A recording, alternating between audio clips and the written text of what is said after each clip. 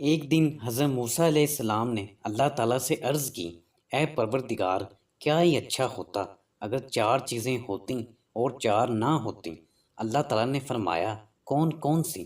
حضرت موسیٰ علیہ السلام نے عرض کیا، زندگی ہوتی اور موت نہ ہوتی، دولت ہوتی اور تنگ دستی نہ ہوتی، جنت ہوتی اور دوزخ نہ ہوتی، صحت ہوتی اور بیماری نہ ہوتی۔